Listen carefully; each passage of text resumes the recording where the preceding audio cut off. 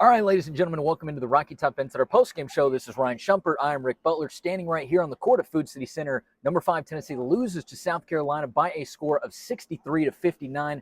Ryan, it seemed like this was a game where everything was uncomfortable for Tennessee and it's difficult for Tennessee. The Vols pick up their second loss of the conference slate. What was your biggest takeaway from this game? Well, that's a good question. Takeaway, I don't know as much, about what went wrong. I thought kind of what you alluded to it there. It just felt like everything was a little discombobulated from Tennessee the whole game. And even defense, it was pretty good.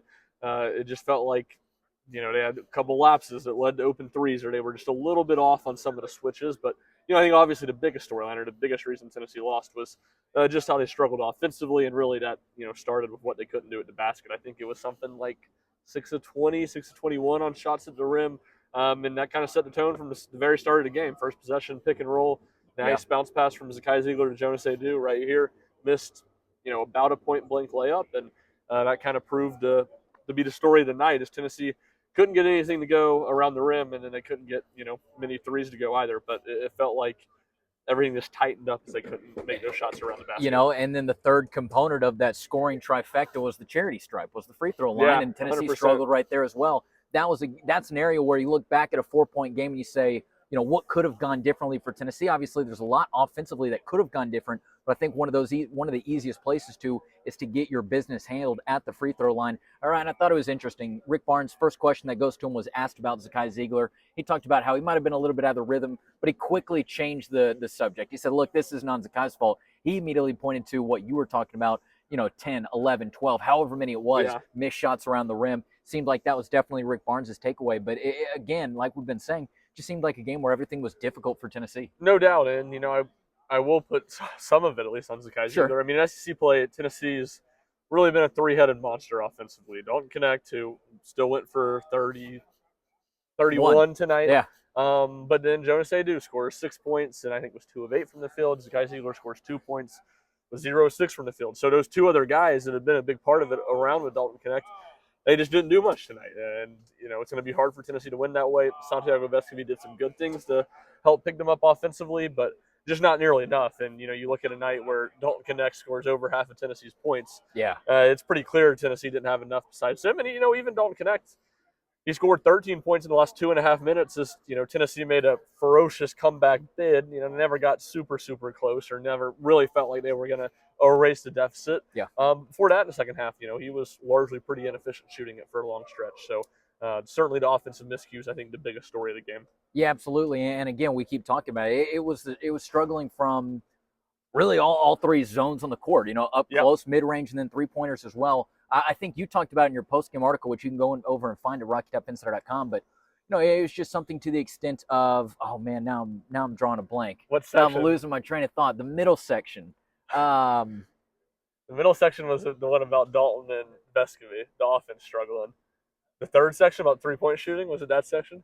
Yeah. Okay. Tennessee and South Carolina, unfortunately, all my stats with me right now today, but they shot a fairly similar, percentage from the floor. But it was those three-pointers that South Carolina was making. And this is something that Rick Barnes and the players talked about after the game. It's a good team, right? Rick Barnes even said, hey, besides the number next to our name, they had a better record going into the game than Tennessee did. It's a good offensive team, but certainly South Carolina was making some three-pointers when Tennessee couldn't, and that was kind of their way to keep that distance, to kind of keep that gap against Tennessee. I think it got down to maybe 4 points in the second half once things started rolling, but there was always just that little gap that Tennessee couldn't sort of get over, besides a couple of points where it got tied.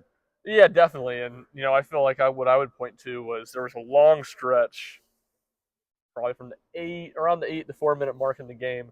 South Carolina didn't score, and Tennessee, they couldn't get over the hump. And I think that stretch ended I can't remember who it was. Someone for South Carolina hit a three in that corner, and South Carolina took a timeout, and it was a 7-point game. After all that stretch of South Carolina really not being able to score, Tennessee came out of it down 6 or down 7, something like that. So you're right. They got it tied really quickly in the second half. There was kind of that stretch with, I think, maybe even 3,002 seconds on Tennessee.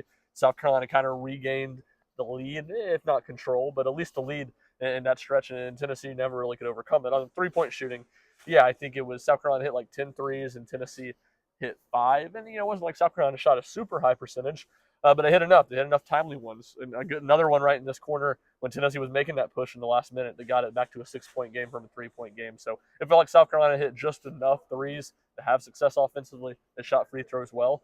And Tennessee, didn't hit shots from the perimeter. But, I would say at the same time, I felt like South Carolina defended the 3-point line a whole lot better than Tennessee did. I felt like South Carolina had a lot more open looks than Tennessee. So, it probably shouldn't be too shocking that they made more.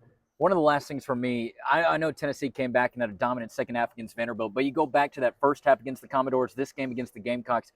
Is there a pacing question to you, especially when maybe Tennessee plays a team where they want to take it a little bit slower down the court?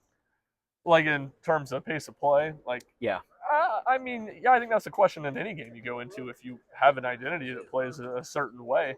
But I don't think that was the bigger issue tonight by any means. I think South Carolina just outplayed Tennessee. I would have said that more at the Vanderbilt game. Sure. But I think that's something you point to in any game when you have two teams that kind of want to play different styles. Or when you're Tennessee's case, you're going to be a big favorite in a lot of these games, and other teams are you want to play fast. Other teams are going to try to shorten the game and run more clock. So not in particular, but that will be something to continue to watch as we go through the season. Any other kind of final thoughts on today's game?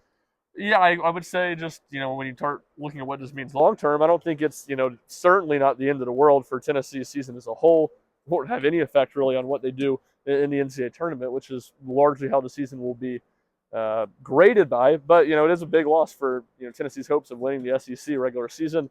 And, it kind of puts a lot of pressure on the Kentucky game. You go into this week, you felt like 1-1 was probably the most likely case scenario for Tennessee. Winning in Rupp was going to be hard against the top 10 Kentucky team.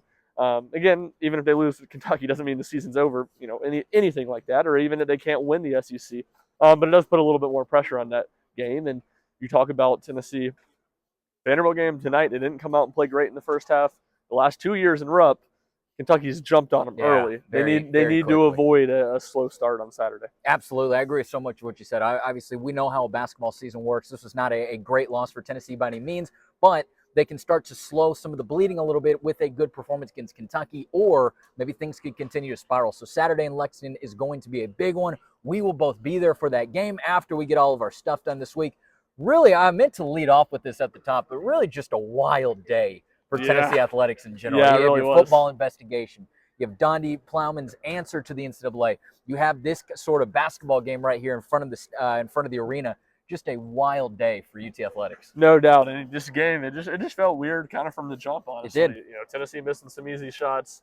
The 7-0 run to start with just, I think, 0 of 8 to start the game. You just kind of felt like this might be one of those weird midweek ones. Yeah, a late arriving crowd with the 6:30 start. I felt like in the second half the crowd had great energy and was good, but in the first half it just felt like the crowd was completely dead. It just had a very odd feel to it from the jump, and certainly that matched a very strange and intriguing, interesting, whatever word you want to use today in Knoxville. No doubt about it. We're going to go ahead and wrap it up so we can finish our post-game work. As always, you can go and find that over at RockyTopInsider.com. If you want to continue to look through Tennessee's post-game videos, well, just keep searching around through the YouTube account right here, Rocky Top Insider on YouTube, at Rocky Top Insider on all different social media platforms. If you want to follow Ryan, you can do that at rshump00. If you want to follow myself, you can do that as well. That's at Rick_Butler. But mainly, just make sure you're going and checking out RockyTopInsider.com each and every day. For Ryan Shumpert, I'm Rick Butler. Number 5 Tennessee falls to South Carolina by a score of 63-59 right here in Knoxville. We'll see you in Lexington for the next one.